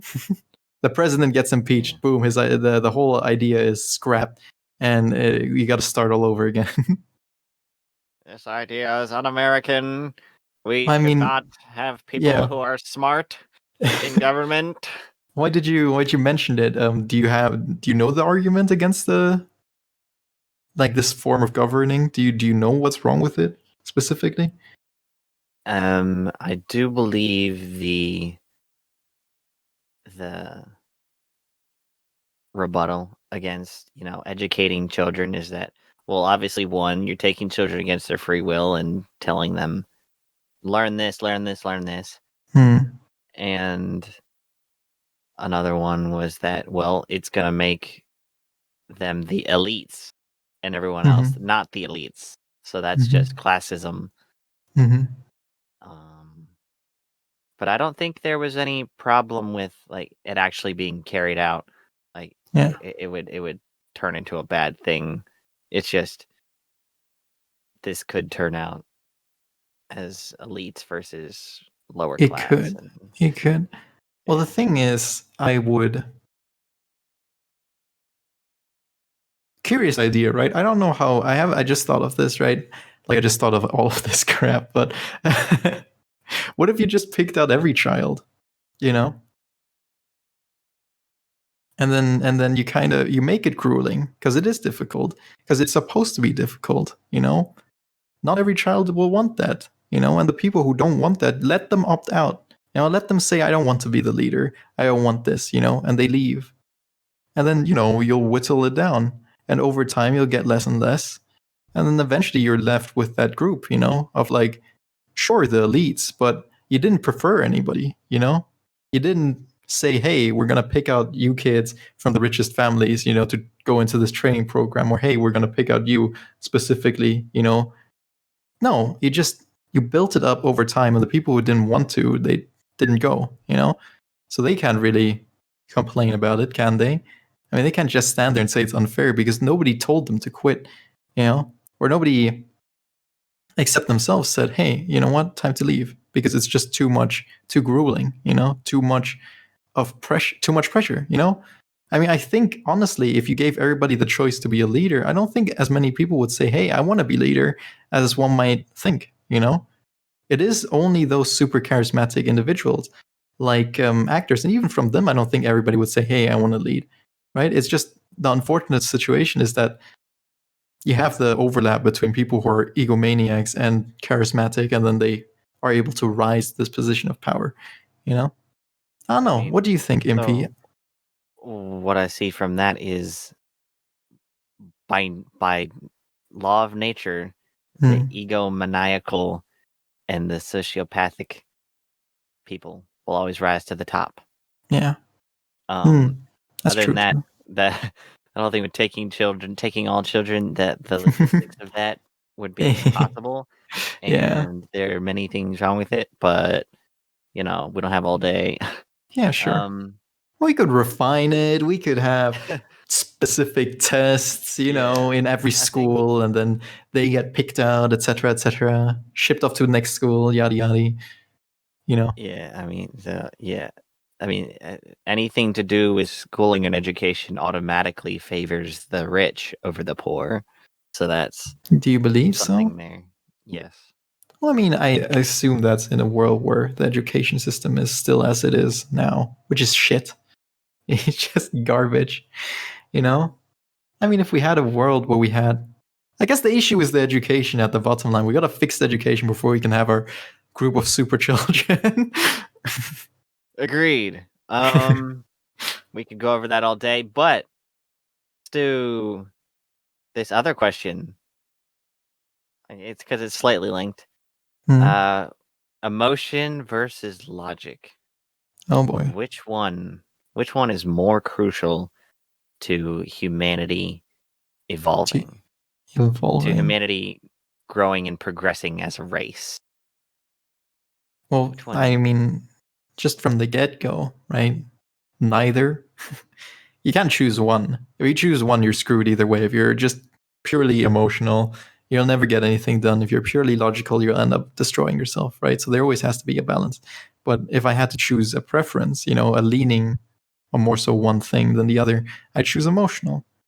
Like, you get so many kids nowadays walking around and watch too much Sherlock Holmes. They're like, hey, man, wouldn't it be cool if everybody was this sociopathical, like super logical, no empathy kind of guy? And no, it would suck. It would suck so much, If nobody really cared and everybody's just making decisions based on the best possible outcome, then we'd have a society of psychopaths and sociopaths.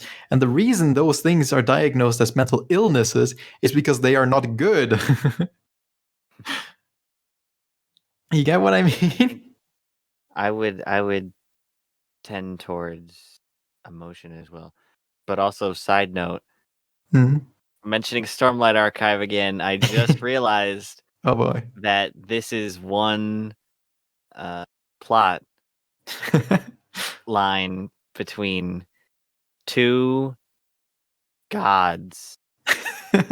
There's honor versus odium, emotion versus logic, and that's the crux of the entire series at the moment. I mean, would you tie emotion with honor together? Well, honor is actually the name of a deity in that one. See, I mean, it brings up a curious point because I've thought about this as well. Because if we still had honor, and if we tie honor to emotion in this case, we still have that kind of feeling of honor in our society. Will we still do as many bad things? Would bad things still happen as much? Because I mean, suddenly now you have this invisible rule almost to consider, something that applies only to yourself and that you've dictated yourself. Does this hurt my honor? Does this hurt my family's honor? If I go out and I'm a racist cop and I beat the hell out of a black guy, does that hurt my honor? Because I think it would. I think beating down anybody in this case becomes a kind of situation where you're like, what the hell am I doing? Because you got to start thinking about your honor, and then you start thinking about your family's honor. Would my mother be proud of me? Would my father be proud of me? Would I be hurting our family name if I appear on the news and it's me beating down this person just because they pissed me off? I do think that we would have to go look at ancient Japan. Yeah. And to determine. Well, I think ancient Japan took it too far. I mean, they took it too far. They took it way too far. I mean, that's no question at all. We don't even have to look into that too far. I mean, they had literally people stabbing themselves in the stomach, because they dishonored their family. And they have very, very strict rules of society, where dishonor was. We have the one case of, I don't know if it's one case, how many other societies, but we have our one case study at the moment where in the only scenario in which that happens, it eventually turned into I'm gonna kill myself because I dishonored my family. I mean, Interesting. that's if you let Yes. it go out of control, right? I mean, there's such a thing as too much emotion, too much honor. You know what I mean? That's why I'm saying there needs to be balance between logic and emotion. You know? Mhm. Like, okay, let's say you're in the middle of a shootout, you know? The honorable thing would be to, I don't know, if you're like a male, strong male, you know, kind of like muscular or whatever. I guess the honorable thing would be like, hey, let me go protect the civilians. You know, let me try and help people out of this situation, you know, to run. But that's just the emotional honor side, you know. The logical side is get the hell out of there, you know. There's bullets flying, you know. Screw honor in that case, you know. And it shouldn't be held against you later either. You have like self-preservation. The logic of that comes before the emotion, the honor of like, hey, I should be doing this, you know. It's a case by case thing, and once again, you know, we can't always gravitate towards the extremes. We got to have balance. Yeah. Like, I'm sorry, but this is something that kind of happens in America as well, right? I mean, it's always an extreme, you know? If you don't agree with me, then you disagree with me. And so you're against me. It's that kind of like thought process. And it's strange. It's very, very strange to me because what? Where's that why, you know? If I sit next to you, you know, we're at a cafe and I'm drinking Coke and you're drinking Diet Coke, you know? Oh, please! I would never drink that garbage. If You you know? drink it, I'm gonna stop being your friend. See, you know, and I'm like, hey, um, you're like, hey, why aren't you drinking, you know, Diet Coke? I'm like, I don't like Diet Coke. You're like, okay, so you don't like Coke. I'm like, no, that's not what it means. You know, I just don't like Diet Coke. It's not the extreme. Just because I don't like one aspect of the thing doesn't mean I dislike the whole thing as a whole. It doesn't mean that you have to come at me, you know, with like a big banner, like a freaking life-size Coke bottle to like bash me over the head with. Life size, not just. No, Nar- not just human size, life size.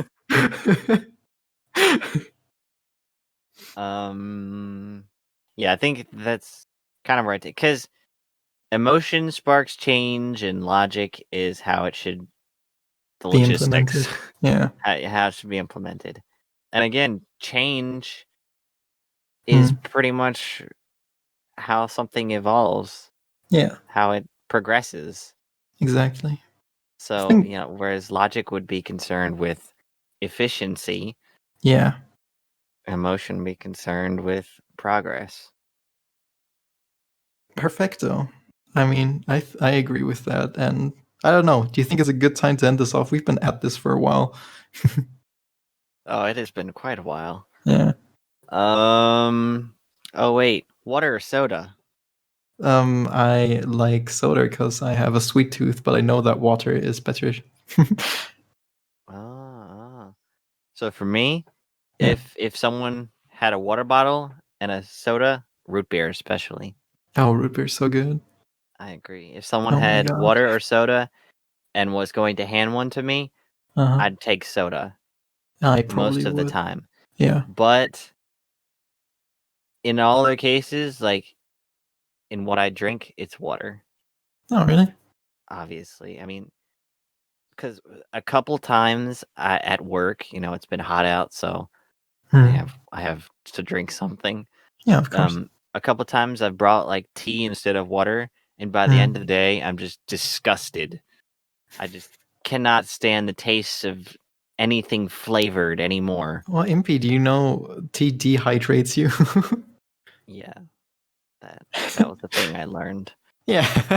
If you're out in the field and it's hot out and you're sweating and you need Yeah, water, you're drinking tea, you're kind of adding on to the issue.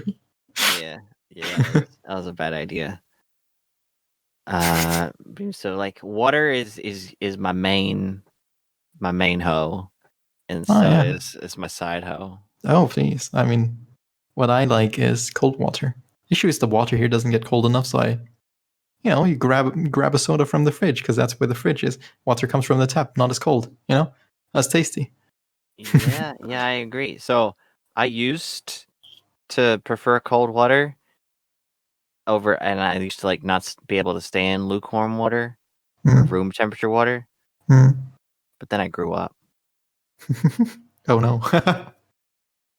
Nah. Yeah, cold water is always better, but I have found that room temperature is fine for me. Yeah, you think so? I think my issue to get me to drinking more water, I just need to have some ice cubes ready, or just stuff like a water bottle in the fridge beforehand. Always have cold water, and I'll just drink more of it. Yeah. I mean, cold water is Well, great. anyways. I can't imagine what people did before cold water. Oh, please. They must have been. Sad. Yeah, I was gonna make some joke about like Neanderthals, but I couldn't think of one. Sad works just as well. Yeah. So yeah, you want to end this off? You got a question for the audience? Something like that? Yeah. Question for the audience. Let's see. Let's do this one. Because, listeners, when you're listening in 2099, Mm. This Summer couldn't be date here. keeps getting pushed. Summer couldn't be here because he had many exams to do, and beforehand, Heck and I were tossing out questions willy-nilly, and all the questions we were tossing out, Summer was saying, "No, I want to talk about it. No, I want to talk about it. No, I want to talk about it." Summer And this pretty was much one of sums the it up. yeah, this is one of the questions that I really wanted to do, and that Summer also said he wanted to do, and we didn't get to today. Does living your life for others make it have meaning? Yeah. Oh boy, ooh. It's a really interesting one. It's I'm a glad I thought of thunker. it. Yeah. Does living your life for others make it have meaning? So, finish us off, Heck. Do we have an outro? Do we do anything specific for the outro?